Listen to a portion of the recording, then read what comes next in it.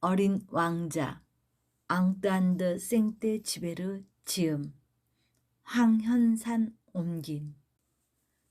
내 나이 6살 적에 한 번은 체험담이라고 부르는 원시림에 관한 책에서 멋진 그림 하나를 보았다.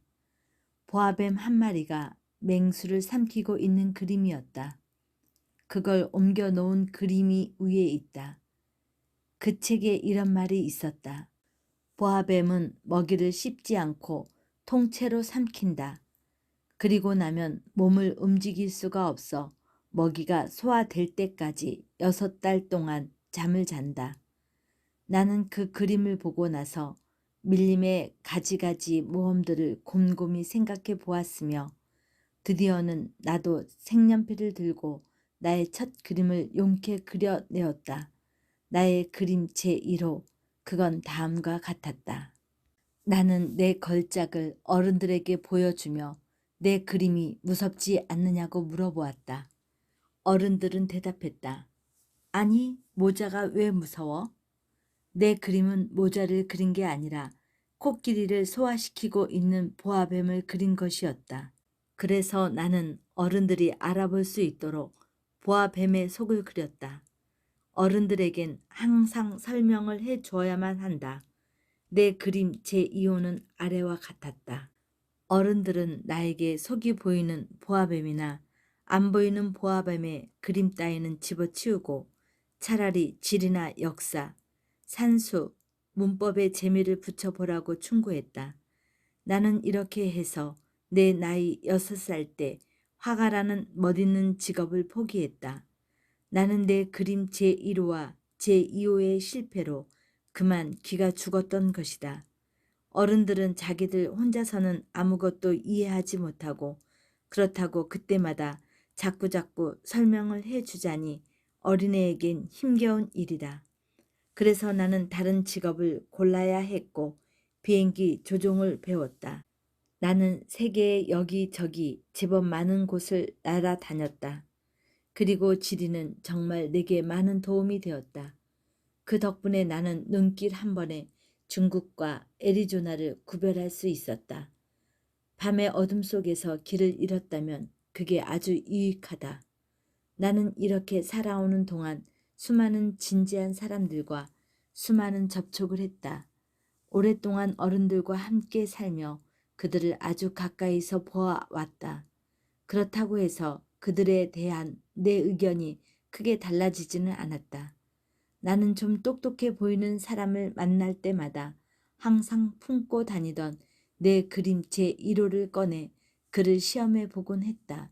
그가 정말 이해력이 있는 사람인가 알고 싶었던 것이다. 그러나 늘 이런 대답이었다. 모자로구먼.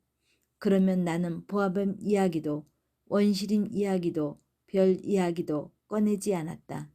나는 그가 알아들을 수 있도록 트럼프 이야기, 골프 이야기, 정치 이야기, 넥타이 이야기를 했다. 그러면 그 어른은 그만큼 분별 있는 사람을 하나 알게 되었다고 아주 흐뭇해하는 것이었다. 나는 이렇게 진심을 털어놓고 이야기할 사람도 없이 혼자 살아오던 끝에 6해 전 사하라 사막에서 비행기 사고를 만났다. 모터에서 무언가가 부셔진 것이다. 기관사도 승객도 없었던 터라 나는 그 어려운 수리를 혼자서 감당해 볼 작정이었다. 나로서는 죽느냐 사느냐 하는 문제였다. 겨우 일주일 동안 마실 물밖에 없었다. 첫날 저녁 나는 사람이 사는 곳에서 사방으로 수마일리나 떨어진 사막 위에 누워 잠이 들었다. 넓은 바다 한가운데서 뗏목을 타고 흘러가는 난파선의 뱃사람보다도 훨씬 더 외로운 처지였다. 그러니 해뜰 무렵 이상한 작은 목소리가 나를 불러 깨웠을 때 내가 얼마나 놀랐겠는가. 그 목소리는 말했다. 저 양 한 마리만 그려줘. 뭐? 양 한 마리만 그려줘. 나는 벼락이라도 맞은 듯 벌떡 일어섰다. 나는 눈을 비비고 주위를 잘 살펴보았다. 아주 신기한 꼬마 아이가 엄숙하게 나를 바라보고 있었다. 여기 그의 초상화가 있다. 이 그림은 내가 훗날 그를 모델로 그려낸 그림 중에서 가장 훌륭한 것이다. 그러나 내 그림이 그 모델만큼 멋이 있으려면 아직 멀었다. 그러나 그건 내 잘못이 아니다. 나는 내 나이 6살 적에 어른들 때문에 기가 죽어 화가의 길을 포기했고 기껏해야 속이 보이는 보아뱀과 보이지 않는 보아뱀을 그린 것밖에는 달리 그림 공부를 해본 적이 없지 않은가. 아무튼 나는 놀란 눈을 후둥그레 뜨고 호련히 나타난 그 모습을 바라보았다. 사람이 사는 곳에서 사방으로 수만리나 떨어진 곳이 아닌가. 그런데 내가 본 이 아이는 길을 잃은 것 같지도 않았고 피곤이나 굶주림이나 목마름에 시달려 녹초가 된 것 같지도 겁에 질려 있는 것 같지도 않았다. 사람이 사는 곳에서 사방으로 수말리나 떨어진 사막 한가운데서 길을 잃은 어린아이의 모습이 전혀 아니었다. 나는 마침내 입을 열 수 있게 되자 겨우 이렇게 말했다. 그런데 넌 거기서 뭐 하고 있니? 그러나 그 애는 무슨 중대한 일이나 되는 것처럼 아주 나직하게 같은 말을 되풀이했다. 저기 양 한 마리만 그려줘. 터무니없는 일이라도 너무 강렬한 느낌을 받으면 감히 거역하지 못하는 법이다. 그래서 사람들이 사는 곳에서 사방으로 수말리나 떨어진 데서 죽음이 눈앞에 어른거리는 판에 정말 멍청한 짓을 한다고 생각을 하면서도 나는 주머니에서 종이와 만년필을 꺼냈다. 하지만 나는 그때 내가 특별히 공부한 것이라고는 고작 지리와 역사와 산수와 문법이라는 생각이 나서 좀 언짢은 기분으로 그 꼬마 아이에게 그림을 그릴 줄 모른다고 말했다. 그가 나에게 대답했다. 괜찮아. 양 한 마리만 그려줘. 나는 한 번도 양을 그려본 적이 없기 때문에 내가 오직 그릴 수 있는 2가지 그림 중에서 하나를 그에게 다시 그려주었다. 속이 보이지 않은 보아뱀의 그림을. 그런데 놀랍게도 그 꼬마 아이는 이렇게 대답하는 것이었다. 아니야, 아니야. 난 보아뱀의 뱃속에 있는 코끼리는 싫어. 보아뱀은 아주 위험하고 코끼리는 아주 거추장스러워. 내가 사는 데는 아주 작아서 나는 양을 갖고 싶어. 양 한 마리만 그려줘. 그래서 나는 이 양을 그렸다. 그는 조심스럽게 살펴보더니 말했다. 아니야, 이건 벌써 몹시 병들었는걸? 다른 걸로 하나 그려줘. 나는 이 그림을 그렸다. 이 친구는 얌전하게 미소 짓더니 너그럽게 말했다. 아이 참, 이게 아니야.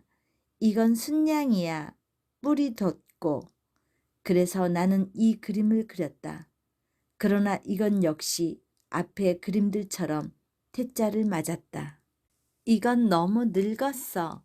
나는 오래 살 수 있는 양이 필요해. 그때 나는 모터를 분해해야 할 일이 우선 급해 참지 못하고 아무렇게나 쓱 그어댔는데 그게 이 그림이었다. 그리고는 던져주며 말했다. 이건 상자야. 내가 갖고 싶어하는 양은 그 안에 들어있어. 그런데 놀랍게도 이 어린 심판관의 얼굴이 환하게 밝아지는 게 아닌가? 내가 원하는 건 바로 이거야. 이 양을 먹이려면 풀이 많이 있어야 할까? 그게 걱정이야? 내가 사는 데는 아주 작아서. 아마도 충분할 거야. 내가 그려준 건 아주 조그만 양이거든. 그는 고개를 숙이고 그림을 들여다보았다. 그렇게 작지도 않은데? 이것 봐. 잠이 들었어. 나는 이렇게 해서 어린 왕자를 알게 되었다. 그가 어디서 왔는지를 아는 데는 오랜 시간이 걸렸다. 어린 왕자는 내게 여러 가지 질문을 하면서도 내 질문은 전혀 귀담아 듣는 것 같지 않았다. 어쩌다 우연히 흘러나온 말들을 듣고 나는 차츰차츰 모든 것을 알게 되었다. 가령 그가 처음으로 내 비행기를 보았을 때 그는 나한테 이렇게 물었다. 이 물건은 뭐야? 이 물건이 아니야. 이건 날아다니는 거야. 비행기야. 내 비행기. 나는 내가 날아다닌다는 걸 그에게 알려주는 것이 자랑스러웠다. 그러자 그는 큰 소리로 외쳤다. 아니, 아저씨가 하늘에서 떨어졌어? 그래. 나는 겸손하게 대답했다. 아, 그거 참 신기하다. 그러곤 어린 왕자가 아주 귀엽게 웃음을 터뜨렸는데 그 때문에 나는 몹시 화가 났다. 내 불행이 심각하게 여겨지길 나는 바라는 것이다. 이어서 그는 덧붙였다. 그럼 아저씨도 하늘에서 왔구나. 어느 별에서 왔어? 나는 그 말을 듣자마자 그가 어디서 나타났는지 그 수수께끼를 푸는데 한 줄기 가느다란 빛이 비치는 것 같아서 불쑥 이렇게 물어보았다. 그럼 넌 다른 별에서 왔구나? 그러나 그는 대답하지 않았다. 내 비행기를 바라보며 그는 가만히 고개를 끄덕였다. 그렇겠지. 저걸 타고서야 그렇게 먼 곳에서 올 수는 없지. 그리고 그는 오랫동안 생각에 잠겨들었다. 이윽고 그는 호주머니에서 양을 꺼내들고 그 보물을 골똘히 들여다보았다.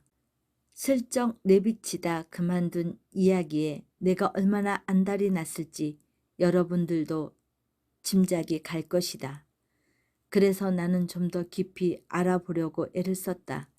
얘야, 넌 어디서 왔니? 내가 사는 곳이란 데가 어디니? 내 양을 어디로 데려가려는 거니? 그는 생각에 잠겨 한동안 말이 없더니 이렇게 대답했다. 잘 됐어. 아저씨가 준 상자 말이야. 밤이면 양의 집이 될 수도 있겠는데? 물론이지.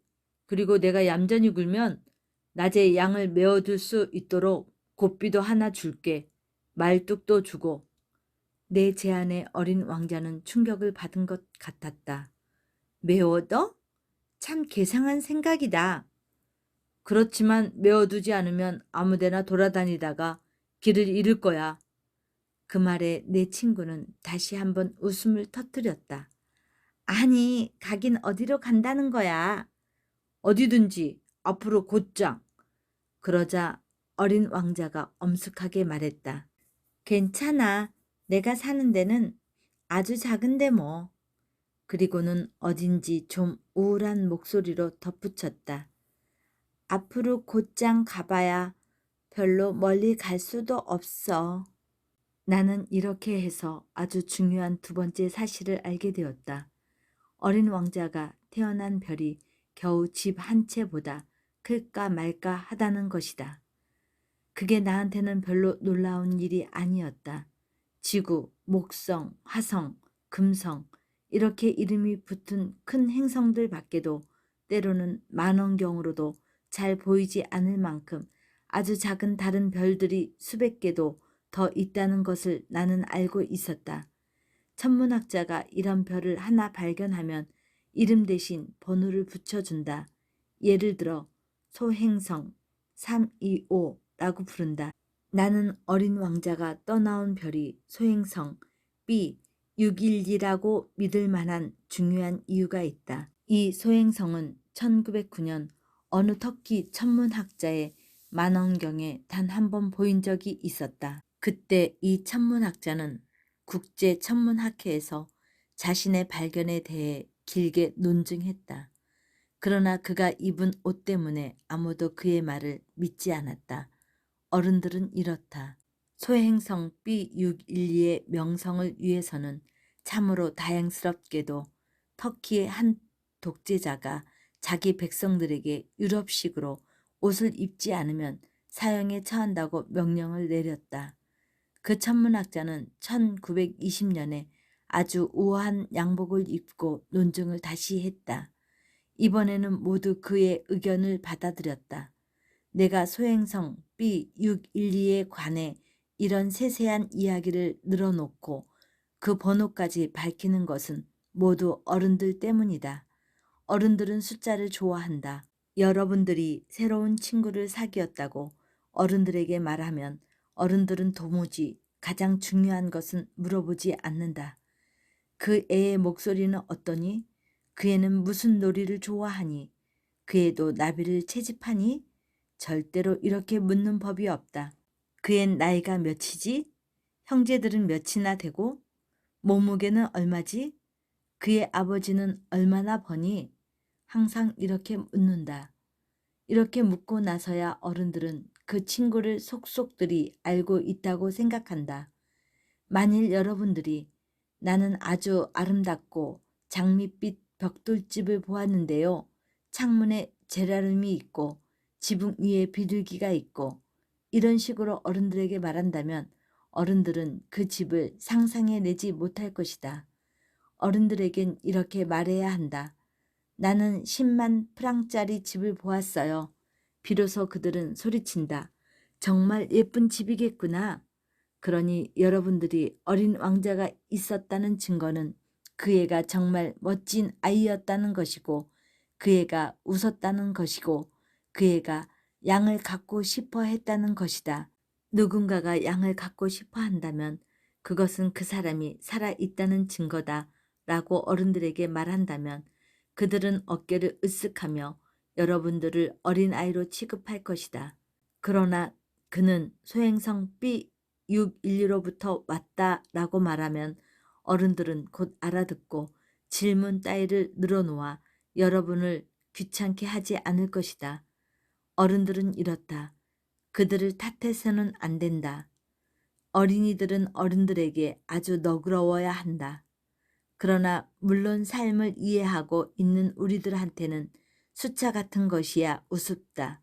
나는 이 이야기를 선녀 이야기식으로 시작하고 싶었다. 이렇게 이야기했더라면 좋았을 텐데 옛날 옛적 한 어린 왕자가 자기보다 조금 클까 말까 한 별에 살고 있었는데 그는 친구가 갖고 싶어서 삶을 이해하는 사람들의 눈에는 이런 식의 이야기가 훨씬 더 진실하게 보였을 것이다. 사람들이 내 책을 가볍게 읽어버리는 것이 싫어서 하는 말이다. 이제 그 추억을 이야기하려니 그만큼 슬프기도 하다. 내 친구가 양을 가지고 떠난 지도 어언 6년이 되었다. 내가 여기에다 그의 모습을 그리려고 애를 쓰는 것은 그 애를 잃어버리지 않기 위해서다. 친구를 잃어버린다는 것은 슬픈 일이다. 누구에게나 다 친구가 있었던 것은 아니다. 그리고 나도 숫자밖에는 관심이 없는 어른들처럼 되어버릴지도 모른다. 내가 이제 다시 그림 물감 한 갑과 연필 몇 자루를 사온 것도 이 때문이다. 이 나이에 다시 그림을 시작한다는 것은 힘든 일이다. 6살 적에 속이 보이는 보아뱀과 속이 보이지 않는 보아뱀을 그려본 것밖에 달리 그려본 것이 없는 처지에 물론 힘이 닿는 한 그의 모습과 가장 많이 닮은 초상화를 그리려고 노력은 하겠지만 성공할 수 있을지는 정말 자신이 없다. 어떤 그림은 그런대로 괜찮지만 어떤 그림은 영 딴판이다. 키를 어림잡는데도 좀 서투르다. 이쪽 어린 왕자는 너무 크고 저쪽은 너무 작다. 옷 색깔을 놓고도 역시 망설여진다. 그래서 나는 되든 안 되든 이렇게도 저렇게도 더듬거려 본다. 필경은 아주 중요한 부분에 가서 잘못을 저지를 것만 같다. 그래도 나를 용서해 주어야 한다. 내 친구는 아무런 설명도 해주지 않았다. 어쩌면 내가 자기와 같으리라고 생각했던가 보다. 그러나 불행하게도 나는 상자를 깨뚫고 그 속에 있는 양을 볼 줄 모른다. 어쩌면 나도 얼만큼은 어른들처럼 되어버린 것은 아닌지 아마도 늙어버렸나 보다. 나는 날마다 그의 별이라든지 그 별을 떠나온 이야기라든지 그의 여행이라든지 하는 것들에 대해 얼만큼씩 알게 되었다. 그 일은 아주 천천히 이 생각 저 생각을 따라가며 진행되었다. 사흘째 되는 날 내가 바오바브 나무의 비극을 알게 된 것도 이런 시기였다. 이번에도 역시 양 덕분이었는데 어린 왕자가 무슨 대단한 의문에라도 사로잡힌 듯 불쑥 이런 질문을 했다. 양들이 작은 떨기나무를 먹는다는 게 정말이야? 그럼 정말이야. 아, 그럼 됐네. 양이 작은 딸기나무를 먹는다는 게 왜 그렇게 중요한 일인지 나는 알 수가 없었다. 그러나 어린 왕자는 덧붙였다. 그러면 양들은 바오바브 나무도 먹겠네? 나는 어린 왕자에게 바오바브 나무는 작은 떨기나무가 아니라 괴당만큼 커다란 나무이며 코끼리 한 부대를 몰고 간다 해도 바오바브 나무 하나를 해치우기 힘들 것이라고 일러주었다. 코끼리 한 부대라는 말에 어린 왕자는 웃었다. 그럼 코끼리 등에다 코끼리를 포개 놓아야겠네? 그러나 그는 슬기롭게 꼬집어냈다. 바오바브 나무도 크기 전에는 작은 데서부터 시작해요. 옳은 말이야. 그런데 어린 양이 왜 어린 바오바브 나무를 먹어야 하지? 그는 내가 다 아는 것을 묻고 있다는 듯이 대답했다. 아이 참, 그거야. 그런데 나는 이 문제를 혼자 푸느라고 머리를 쥐어짜야 했다. 사실은 이런 것이었다. 어린 왕자의 별에는 어느 별에나 그렇듯이 좋은 풀과 나쁜 풀이 있었다. 따라서 좋은 풀에 좋은 씨앗, 나쁜 풀에 나쁜 씨앗이 있었다. 그러나 씨앗들은 보이지 않는다. 씨앗들은 땅속에 숨어 잠을 자고 있다가 그중 하나에게 문득 깨어나고 싶다는 생각이 든다. 그러면 그 씨앗은 기지개를 켜고 태양을 향해 처음엔 머뭇거리면서 그 아름답고 연약한 새싹을 내민다. 무나 장미나무의 어린 싹이면 마음껏 자라도록 내버려 두어도 괜찮다. 그러나 나쁜 식물의 싹이면 그걸 알아차리자마자 뽑아버려야 한다. 그런데 어린 왕자의 별에는 무서운 씨앗이 있었으니 바로 바오바브 나무의 씨앗이었다. 그 별의 흙에는 바오바브 나무의 씨앗들이 들끓었다. 그런데 바오바브 나무는 너무 늦게 손을 쓰면 그땐 영영 처치할 수 없게 된다. 나무가 온 별을 다 차지하고 그 뿌리로 별 깊숙이 구멍을 뚫는다. 게다가 별은 너무 작은데 바오바브 나무가 너무 많으면 별은 터져버린다. 그건 규율의 문제야. 어린 왕자가 나중에 이렇게 말을 했다. 아침 세수가 끝나면 별도 조심스럽게 세수를 시켜야 해.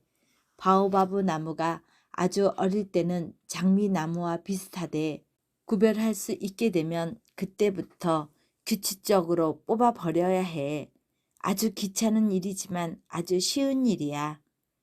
그리고 하루는 나에게 아름다운 그림 한 장을 그려서 우리 땅에 사는 어린이들 머릿속에 그걸 새겨 넣게 하라고 권했다. 어느 날 그 애들이 여행을 하게 되면 그게 도움이 될 거야. 이따금 할 일을 뒤로 미뤄두었다고 해서 별 걱정은 없겠지만 그러나 바오바브 나무의 경우라면 반드시 큰 난리가 일어나고 말아. 난 게으름뱅이가 살고 있는 별 하나를 아는데 작은 나무 세 그루를 소홀히 한 게 그만. 그래서 나는 어린 왕자의 지시에 따라 그 게으름뱅이의 별을 그렸다. 나는 도덕 선생 같은 말투를 별로 좋아하지 않는다. 그러나 바오바브 나무의 위험을 사람들이 너무 모르고 있고 길을 잃어 소행성에 들어가게 된 사람이 있다면 너무 큰 위험을 겪을 것 같기에 내 신중한 태도에 한 번만 예의를 두어 도덕 선생처럼 말하기로 한다. 어린이들아, 바오바브 나무를 조심해라. 내가 이렇게 이 그림에 힘을 들인 것은 오래전부터 내 친구들이 나처럼 멋모르고 지나쳤던 그 위험을 그들에게 알려주기 위해서다.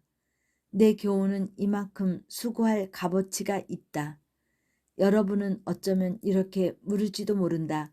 왜 이 책의 다른 그림들은 바오바브 나무처럼 웅장하지 못하냐고. 대답은 아주 간단하다.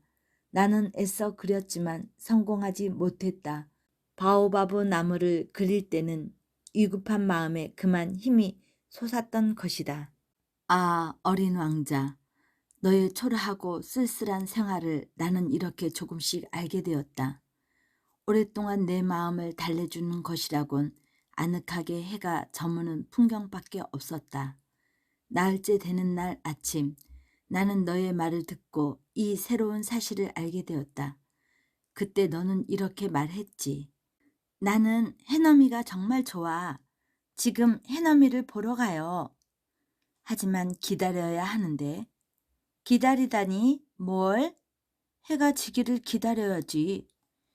너는 처음에 아주 놀란 얼굴을 하더니 곧 내 자신이 어처구니 없다는 듯이 웃었다. 그리고 너는 말했지. 나는 아직도 내 별에 있는 건 줄 알았어. 그렇다. 미국이 한낮이면 누구나 다 알다시피 프랑스에서는 해가 저문다. 해가 저무는 것을 보려면 단 1분 동안에 프랑스로 갈 수만 있으면 될 텐데 불행히도 프랑스는 너무 멀리 떨어져 있지. 그러나 그처럼 작은 너의 별에서는 의자를 몇 걸음 당겨 놓으면 그만이었지. 그래서 넌 내가 원할 때마다 석양을 바라보곤 했었지. 어느 날 난 44번이나 해넘이를 보았어. 그리고 잠시 후 이렇게 덧붙였지. 아저씨도 알 거야. 그렇게도 슬플 때는 누구나 해가 저무는 게 보고 싶지. 44번 해넘이를 본 날? 그렇다면 너는 그만큼 슬펐단 말이냐? 그러나 어린 왕자는 대답하지 않았다. 5째 되는 날, 그날도 역시 양의 도움으로 나는 어린 왕자의 삶에 깃들어 있는 이 비밀을 알게 되었다. 오랫동안 말없이 생각해온 의문이 열매를 맺은 듯 갑자기 그는 밑도 끝도 없는 질문을 던졌다. 양이 작은 떨기나무를 먹는다면 꽃도 먹을까? 양은 닥치는 대로 다 먹지. 가시가 있는 꽃도? 그럼 가시가 있는 꽃도. 그렇다면 가시는 무슨 소용이 있는 거야? 나는 그것을 알 수 없었다. 나는 그때 내 모터에 너무 꽉 조여 있는 볼트를 푸느라고 온 정신을 다 쏟고 있었다. 고장이 아주 심하다는 생각이 들어서 나는 몹시 걱정스러웠고 마실 물은 다 떨어져 가니 최악의 경우를 염려하지 않을 수 없었다. 가시는 무슨 소용이 있는 거야? 어린 왕자는 한 번 질문을 던지면 절대로 포기하지 않는다. 나는 볼트 때문에 화가 나서 아무렇게나 대답했다. 가시? 그까짓 것은 아무 소용도 없는 거야. 꽃들이 괜히 심술을 부리는 거야. 아, 그는 한동안 말이 없더니 양심이라도 품은 듯 나를 몰아세웠다. 그럴 리가 없어. 꽃들은 약한 거야. 꽃들은 순진해. 해볼 수 있는 데까지 자신을 지키려는 거야. 꽃들은 자기들이 가시를 가졌다고 무서운 줄 알고 있어. 나는 아무 대답도 하지 않았다. 그 순간 나는 혼자 이런 생각을 하고 있었다. 이놈의 볼트가 그래도 안 풀리면 망치로 두들겨 깨트려야지. 어린 왕자가 또다시 내 생각을 흐트러 놓았다. 그래? 아저씨 그렇게 생각하는 거야? 꽃들이? 아니야, 아니야. 난 아무 생각도 없어. 아무렇게나 대답한 거야. 나는 말이야. 중요한 일을 하느라고 바쁘단 말이야. 그는 깜짝 놀라 나를 노려보았다. 중요한 일이라고? 그는 손가락에 새카맣게 기름을 묻힌 채 손에 망치를 들고 그에게는 매우 흉측해 보이는 물건에 엎드려 있는 내 모습을 보고 있었다. 아저씨도 어른들 같이 말하네. 그 말에 나는 좀 부끄러웠다. 그러나 그는 매정하게 덧붙였다. 아저씨는 모든 걸 혼동하고 있어. 아저씨는 모든 게 다 뒤죽박죽이야. 그는 정말 몹시 화가 나 있었다. 금빛 머리칼을 바람 속에 흔들었다. 내가 아는 별에 얼굴이 시뻘건 어른이 살고 있어요. 그는 꽃 한 송이 향기를 맡은 적도 없고 별 하나 바라본 적도 없고 누구 한 사람 사랑해 본 적도 없어요. 덧셈밖에는 다른 일을 한 적이 없는 거야. 그러면서 하루 종일 아저씨 같은 말만 되풀이 한다고요. 나는 중요한 일을 하는 사람이야. 나는 중요한 일을 하는 사람이야. 그러고는 의시된다고요. 하지만 그건 사람이 아니야. 그건 버섯이야. 뭐라고? 버섯이야. 어린 왕자는 화가 나서 이제 얼굴이 하얗게 질렸다. 수백만 년 전부터 꽃들은 가시를 만들어 왔어. 수백만 년 전부터 양은 바로 그 꽃들을 먹어왔고, 그런데 왜 꽃들이 아무 소용도 없는 가시를 만드느라 그렇게 고생을 하는지 알아보려는 것이 그래 중요한 일이 아니란 말이야? 양과 꽃들의 전쟁은 중요한 일이 아니란 말이야? 그 뚱뚱하고 시뻘건 어른의 덧셈보다 더 중요하고 진지한 일이 아니란 말이야? 내 별을 떠나선 어디를 가도 찾아볼 수 없는 이 세상에 단 한 송이밖에 없는 꽃을 생각해봐. 어느 날 아침 조그만 양이 뭣도 모르고 이렇게 단숨에 없애버릴지도 모르는 그 꽃을 내가 사랑한다고 해봐. 그런데 그게 중요한 일이 아니란 말이야? 그는 얼굴이 빨개져 가지고 다시 말을 이었다. 수백만 또 수백만이 넘는 별들 속에 그 종류로는 단 한 송이밖에 없는 꽃을 누군가가 사랑한다면 그 사람은 별들을 바라보기만 해도 행복할 거야. 저 하늘 어딘가에 내 꽃이 있겠지? 이렇게 혼자 말하겠지? 그런데 양이 그 꽃을 먹어버리면 어떻게 되겠어? 그에겐 그 모든 별들이 갑자기 꺼져버리는 것 같을 거야. 그래도 그게 중요한 일이 아니란 말이야? 그는 더 말을 잇지 못했다. 그는 갑자기 흐느껴 울기 시작했다. 어둠이 깔려 있었다. 나는 내 연장들을 던져두었다. 나는 망치도 나사도 목마름도 죽음도 안중에 없었다. 어떤 별, 어떤 행성 위에 나의 별인 이 지구 위에 내가 달래주어야 할 어린 왕자가 하나 있다.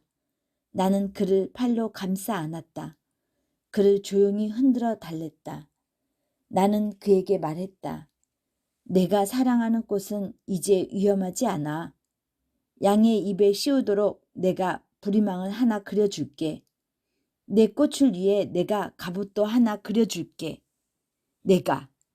나는 더 이상 무엇을 말해야 할지 도무지 알 수 없었다. 난 내가 아주 서투른 것 같았다. 어떻게 해야 그를 달랠 수 있는지, 어디를 가야 그의 마음을 다시 잡을 수 있는지 나는 알 수 없었다.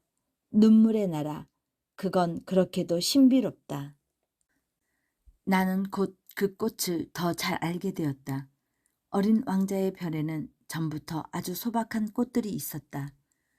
홑꽃잎을 한 이 꽃들은 별로 큰 자리를 차지하는 것도 아니었고 누구의 마음을 설레게 하는 것도 아니었다. 하루아침에 풀 속에 나타났다가 저녁이면 조용히 사그라들었다. 그런데 어디서 날아왔는지 알 수 없는 씨앗 하나에서 어느 날 그 꽃이 싹을 텄고 어린 왕자는 다른 싹과 닮지 않은 이 어린 나무를 아주 가까이서 살폈다. 어쩌면 새로운 종류의 바오바브 나무인지도 모른다. 그러나 이 어린 나무는 이내 자라는 것을 멈추고 꽃을 준비하기 시작했다. 어린 왕자는 그 커다랗게 자리 잡은 꽃망울을 지켜보며 그 어떤 기적이 나타나리라곤 생각했다. 그러나 꽃은 그 초록의 방에 숨어 계속 아름다움을 가꾸고 있었다. 정성 들여 색깔을 골랐다. 꽃은 천천히 옷을 입고 꽃잎을 하나하나 가다듬었다. 그 꽃은 개 양귀비처럼 아무렇게나 자라고 나타나려 하지 않았다. 아름다운 빛이 흘러 넘칠 때에야 나타나고 싶어 했다. 그렇다. 정말 멋쟁이 꽃이었다. 신비로운 화장은 그래서 몇 날 며칠이 걸렸다. 드디어 어느 날 아침 바로 해가 뜨는 시각에 그 꽃은 제 모습을 드러냈다.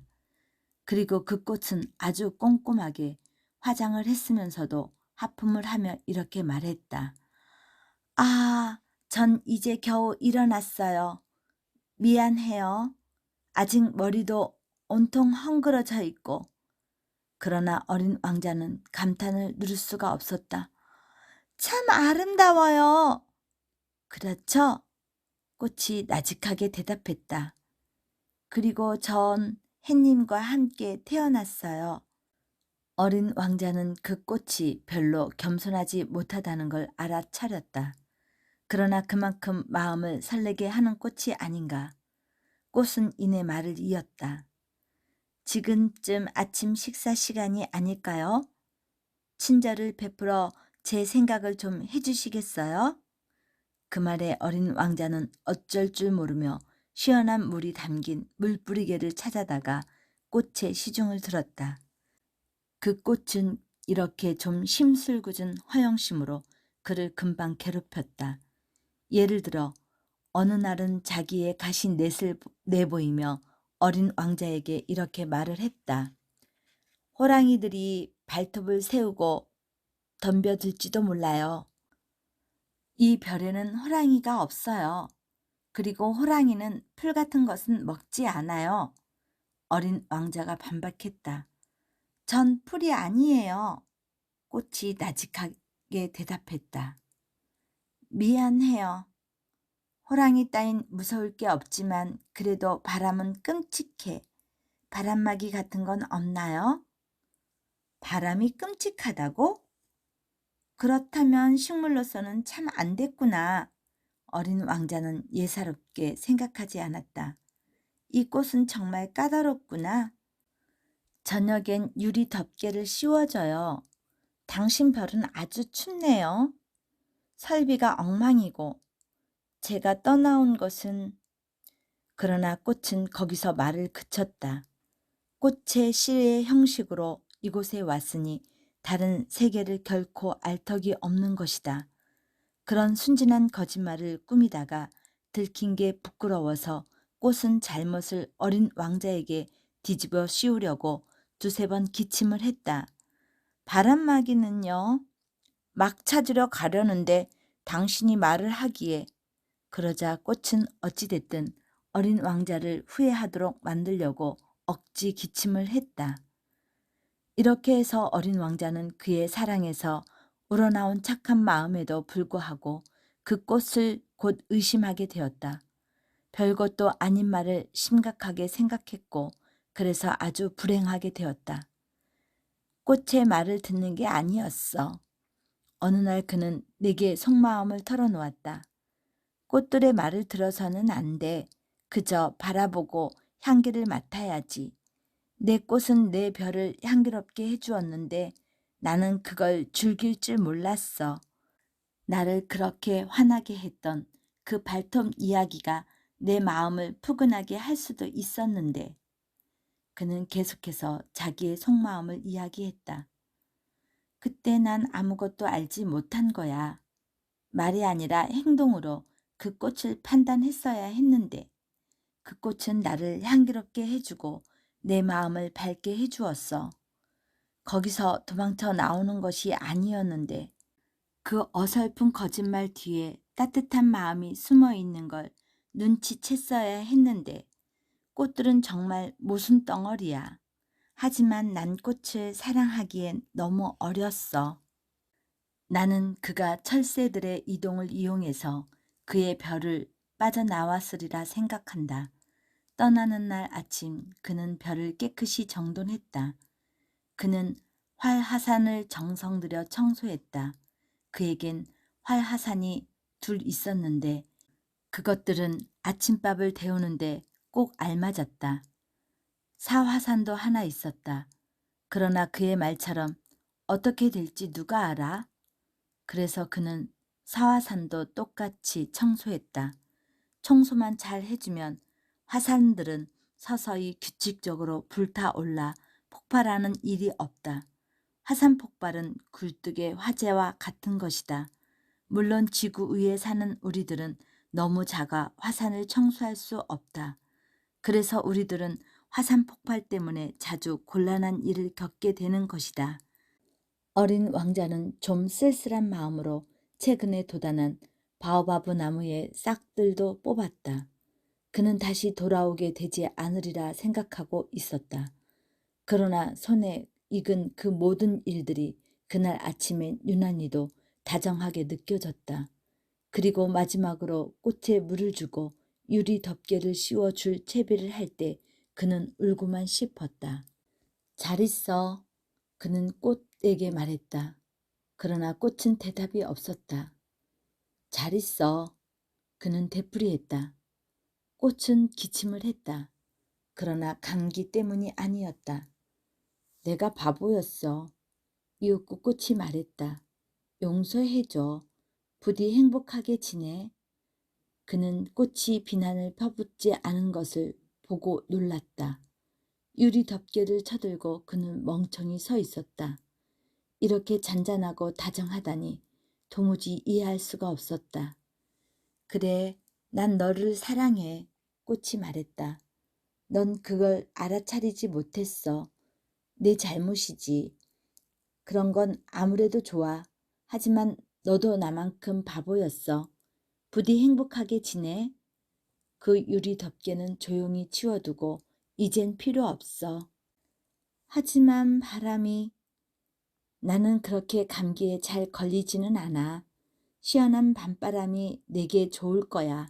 난 한 송이 꽃이야.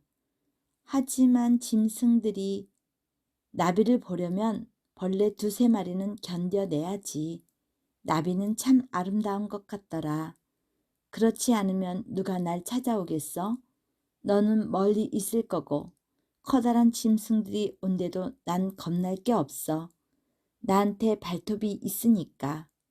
그러면서 그녀는 순진하게 가시 4개를 내보였다. 그리고 덧붙였다. 그렇게 꾸물거리지 마. 자꾸 마음이 쓰여. 벌써 떠나기로 결심했잖아. 어서 가. 꽃은 우는 모습을 보이고 싶지 않았던 것이다. 그렇게도 오만한 꽃이었다. 그의 별은 소행성 325, 326, 327, 328, 329, 330과 같은 구역에 있었다. 그래서 그는 우선 그 별들을 방문하여 일자리도 찾아보고 견문도 넓히기로 했다. 첫 번째 별에는 왕이 살고 있었다.